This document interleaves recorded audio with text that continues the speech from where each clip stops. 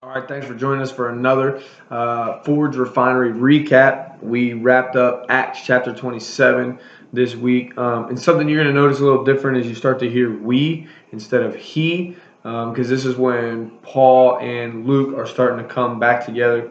And so we had great discussion. I didn't take as good notes as I would have liked to because we were busy engaging. It was great conversation, but some really cool stuff in this chapter and some things you can really see getting pieced together from other places, right? And so we'll start it off. And if you remember, Paul is getting ready to leave and head to Rome. They've had the trial.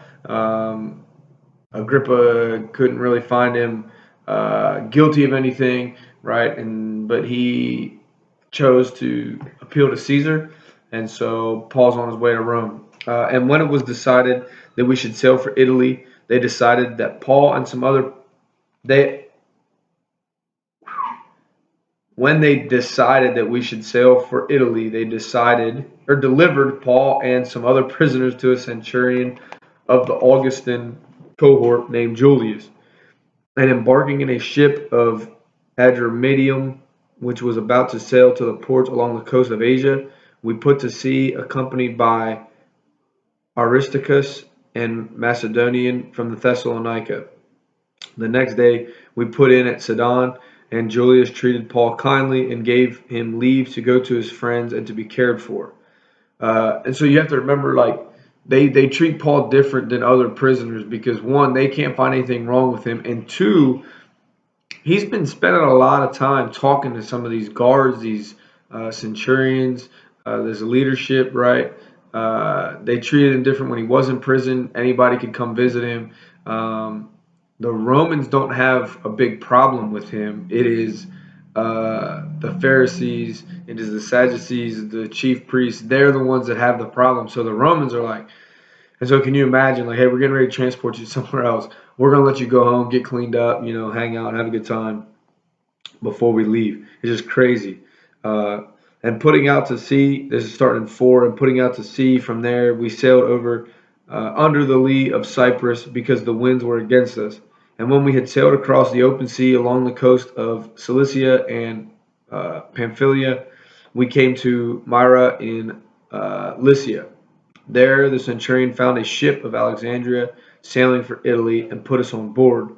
We sailed slowly for a number of days and difficult.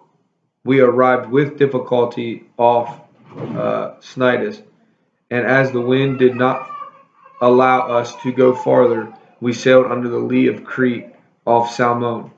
Coasting along it with difficulty, we came to a place called Fair Havens, near which was the city of Lacia. Since much time had passed and the voyage was now dangerous because even the fast was already over, Paul advised them, saying, Sirs, I perceive that the voyage will be with injury and much loss, not only of the cargo and the ship, but also of our lives. So, one of the things that we kind of brought up, which I thought was chaotic, was there is no like set sailing schedule. There is no like delivery schedule. There's no, hey, this ship is leaving at this time to head to this port. And then once they get there, we'll unload and whatever, and then we'll revisit when they're leaving.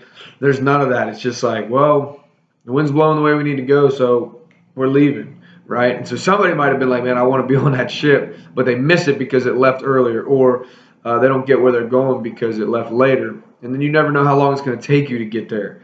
And so it's like they're traveling, and it's just we get to a port, and it's like, oh, where are you headed? Yeah, that'll help us out. That'll get us a little farther. And so they're just jumping from ship to ship. And for me, I guess thinking about like how organized Rome was, how big Rome was, how powerful Rome was, for them, I don't know. Maybe that was part of their power was that they just hopped on somebody else's ship and just kind of took over and like, yeah, this is we're using this as prisoner transport now, and it wasn't like they didn't have specific prisoner transport ships for something like this, and then with like a schedule, right? It was just crazy to me. Um, where did we leave off there? Um, at 11, we'll pick up in 11. But the centurion paid more attention to the pilot and to the owner of the ship than to what Paul said. Now, we're going to revisit what he said in 10. He said, there'll be much injury, much loss, not only the cargo and the ship, but also our lives, right? We're going to come back to that. And then 12, and because the harbor was not suitable to spend the winter in, the majority decided to put out to sea from there, on the chance that somehow they could reach Phoenix, a harbor of Crete, facing both southwest and northwest, and spend the winter there. Which, to me, two things that happened in these verses. One, it was like, you don't think this port's good enough for winter, but you're going to take your chances and go out to sea, where I'm assuming is going to be way less safe in the winter. And the second thing is Paul's giving them advice. Hey, this is going to happen. This new centurion doesn't know who Paul is, doesn't understand that he has the ability, like God is with him, God's speaking through him. He's basically prophesying. And they don't recognize it. He says, I'm going to listen. I'm not going to listen to some bum prisoner. I'm going to listen to the pilot, right? And so 13, now when the south wind blew gently, supposing that they had obtained their purpose, they weighed anchor and sailed along Crete close to the shore. But soon a tempestuous wind called the northeaster struck down from the land. And when the ship was caught and could not face the wind, we gave way to it and were driven along, right? So they're trying to go one way, the wind's blowing the other way. They can't go. It can wreck a ship, or try to anchor and wait it out. And they said, we're not going to make it. They turned and kind of went with the wind. And running under the lee of a small island called Calda, we managed with difficulty to secure the ship's boat. After hoisting it up, they used supports to undergird the ship. Then, fearing that they would run aground on the Citrus, they lowered the gear, and thus they were driven along. Since we were violently storm-tossed, they began the next day to jettison the cargo. Basically, like unload cargo, get rid of cargo, make the ship lighter so you're not sitting as low. But if you remember, and some of you may have heard the story of Jonah, some of you may have not. God told Jonah to go one direction. Jonah said, dude, I'm not going to that city. They don't deserve to be saved. He went his own way, jumped on a ship, went out to sea. Storm blew up, got chaotic. And they were like, what the heck? What have you done? Like, what have you done to make your God so mad? And Jonah was like, dude, just throw me overboard. And they're like, no, no, no. And they dumped gear. And then they're like, yeah, all right, let's throw him overboard. And that was what God wanted, right? And then big fish came, ate him 3 days in the belly, and then delivered him to where he needed to go. Here you see Paul's being transported, and this big storm's blowing in. And Paul warned them, hey, this was going to happen. Listen to me. And they don't listen, right? And so it starts to happen, and things start to fall apart. Since we were violent, I said that, 19, and on the third day they threw the ship's tackle overboard with their own hands. When neither sun nor stars appeared for many days, and no small tempest lay on us, all hope of our being saved was at last abounding, right? They're giving up all hope. Since they had been without food for a long time, Paul stood up among them and said, men, you should have listened to me and not have set sail from Crete and incurred this injury and loss. So 21 is just the biggest, most ultimate, like, I told you so. Like, here we are in the exact situation that I told you was going to happen. And if you remember back in, I think I said 12 or 10, we're going to incur much loss, injury, and even our lives. And here he's saying, look, I told you. And so some of these guys got to be thinking like, oh, he is right. We are in the situation that he said. Some of us are about to die. And just the fact that it's 3 days, right? Jesus died, resurrected on the third. Jonah in the belly of the whale 3 days, was back out. Paul, storm hit 3 days later. It's these constant similarities that tie everything and point it all back to Jesus, right? And then 23 or 22, yet now I urge you to take heart, for there will be no loss of life among you, but only of the ship. So in the beginning, it was, hey, we're going to have this crazy storm, we're going to lose lives. Now he's saying, look, even though we went our own way and we did our own thing, God's still going to give us away. We're not going to lose any life. But now it's time to like start listening, right? And that's what God does in our life. He's got plans for us, and sometimes we choose our own plan and we don't listen. And we know that we're choosing death. We're choosing death over that good, solid relationship with Christ. But He still gives us a way out. And then at the end of the day, it's like, okay, I'm not going to give you death because that price has been paid. But you need to listen, right? And 23, for this very night, this is Paul talking to them still, right? For this very night there stood before me an angel of the God to whom I belong and whom I worship. And he said, do not be afraid, Paul. You must stand before Caesar, and behold, God has granted you all those who sail with you. So take heart, men, for I have faith in God that it will be exactly as I have been told. But we must run aground on some island. So he's saying, right, God told me I have to stand before Caesar. So nothing is going to stop me from being able to speak to Caesar. Not this storm, not nothing. Nothing is going to get in my way to get, like, you all can try to kill me. Doesn't matter. God told me I'm going to stand before Caesar, so I'm going to stand before Caesar. That is that like immeasurable faith, right? That nothing can get between me and God, me and Christ. Like, He said it's going to happen. It is going to happen. Nothing's going to slow that down. And so He said He's going to protect the rest of us in order to make sure that this happens, right? And then He tells them, but if you want that to happen, if you want to be saved, we got to run the ship aground. And so when the 14th night had come, as we were being driven across the Adriatic Sea, about midnight the sailors suspected that they were nearing land.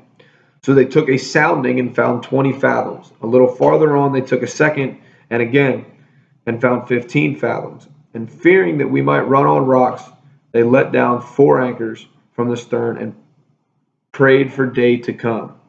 And as the sailors were seeking to escape from the ship, and had lowered the ship's boat into the sea under pretense of laying out anchors from the bow, Paul said to the centurion and the soldiers, unless these men stay in the ship, you cannot be saved. Then the soldiers cut away the rope of the ship's boat and let it go. So he's basically telling him, like, look, man, remember when I told you about the storm, you didn't listen to me. Now I'm telling you, in order for all of us to be saved, nobody can get on that ship tonight. Nobody can get on that boat tonight. Nobody. And so they had to cut the boat away because they want to ensure that everybody's safe. And this centurion is responsible for all the prisoners, everybody on that ship. And so when they show up and they're missing a prisoner, they're missing somebody, well, what happened? Like, why did you not take care of it, right? As day was about to dawn, Paul urged them all to take some food, saying, today is the 14th day that you have continued in suspense and without food. Having taken nothing, therefore, I urge you to take some food, for it will give you strength. For not a hair is to perish from the head of any of you. So they haven't eaten in 14 days, right? And you have to remember, there's a massive amount of people on this ship, and they're basically working nonstop in shifts to keep this ship afloat, to stay above water. You got guys bailing water. You got guys throwing stuff overboard. You got guys adjusting the sails, adjusting angles, length, depth, watching for rocks, I mean, they're constantly busy. They have been working nonstop for 14 days with no food. And Paul's telling them, like, look, this is it. You're going to need some strength here, so let's take some food. Where did I leave off there? 35. And when he had said these things, he took bread, and giving thanks to God in the presence of all, he broke it and began to eat. Who's that sound like? Jesus, the Last Supper. He took the bread, he gave thanks, he broke it, he said, this is my body, right? Same thing here. It's like a sacrifice. It's like almost like they're taking communion, right? and they're starting to get on board. They're starting to believe what Paul, and he's breaking bread. He's giving them bread. Um, then then they all were encouraged and ate some food themselves. We were in all 276 passengers in the ship, so 276 of them all on the ship, working nonstop around the clock to make sure. I mean, you got to think they're probably taking holes. They got to repair them. Then they're bailing water out. It's chaos. And when they had eaten enough, they lightened the ship, throwing out the wheat into the sea. Now, when it was day, they did not recognize the land, but they noticed a bay with a beach on which they planned, if possible, to run the ship ashore. So they cast off the anchors and let them in the sea. At the same time, loosening the ropes, they tied the rudders. Then, hoisting the foresail to the wind, they made for the beach. But striking a reef, they ran the vessel aground. The bow struck and remained immovable, and the stern was being broken up by the surf. The soldiers' plan was to kill the prisoners, lest any should swim away and escape. So they're still worried about like this prisoner showing up somewhere where it's not supposed to, and them getting in trouble. So they're getting ready to kill them all. But the centurion, wishing to save Paul, because that is his number one mission, kept them from carrying out their plan. He ordered those who could swim to jump overboard first and make for land, and the rest on planks or on pieces of the ship. And so it was that all were brought safely to land. And you remember, Paul said, none of us will perish. None of us, nothing's going to happen to uh, to anybody, because that's what God told me. And so they made it happen. The centurion made it, and now they're all saved for Paul's sake, right? If it wasn't for Paul, prisoners would have died. Almost everybody, guaranteed, would have died. But because of Paul's faith and because of Paul being so loyal to Christ, um, he had that ability because God was using him. And now all of them just witnessed, man, this dude, the God he worships, told him that this was going to happen. Now the God that he worships told us this was like something's different here, right? And so they all worship their own gods, right? The Romans had their gods, and I'm sure these prisoners were worshiping something. Man, there's always something different to be worshiping, right? And here's Paul, who's like, my God is telling me these things, right? The one true God is telling me this is going to happen, that's going to happen. This is real, right? And so now all these people are witnessing Paul living out his faith in God. Like he's like, man, I'm not even scared of this storm. I'm just telling you it's going to happen. I know I'm going to be standing before Caesar, so I'm not worried about it. I'm good with it. And they see that. They see that faith, right? And so I encourage you to live out your faith in Christ. Don't just talk about it, but we got to be about it and live it to the fullest, right? When God tells you, like, hey, this is going to happen, but I don't want you to be scared about it because I've got a plan. I got something much bigger for you. Or we don't forget what God did promise us. And so we've got to live it out 100%, So that's 27. We got one more chapter, 28, and Acts is in the books. So if there's a book that maybe you'd be interested in hearing our take on, our opinion on, fire away. If not, there's been some debate if we go into one of the letters, if we jump back to the Old Testament, see how it ties in with the New Testament, or the first and second, however you want to look at that, or we go back to one of the Gospels, right? We went through Mark. Did we go through Matthew? Did we go through Luke? So please comment below. Let us know if there's a book that you'd like to hear us go through. Most of you don't comment. Most of you email me or shoot me a text, which is cool. Get a hold of me. I'll say this next Saturday. I don't know the date for sure. 25th, the 27th. I think I will be back in time. I'm currently out of town for Thanksgiving. And so if I'm back in town, pay attention to band. We will meet as long as other people want to meet. And if not, no big deal. We'll wait a week and finish Acts another week, right? But we can get together and do breakfast or something. So let us know where you want us to go after Acts. Let us know what your thoughts are on 27. And then we may do a massive recap of all of Acts after this as one big recap. So make sure you subscribe. There's some awesome videos coming out with some upcoming information about what is going on at the Forge, and the Black Friday deals are huge. So subscribe, share this, man, friends, family. Somebody may need to hear it, and this might reach them a little different, right? This is easier than walking into a place. So share, subscribe, pay attention to what we got going on. Hopefully we see you in the Forge. If not, join us at least at the Refinery, and if not, reach out to us so we can hear what kind of impact it's having on you, your life, and people around you. All right, man. God bless you guys. Have a great Thanksgiving. Stay safe. That's all I got from here.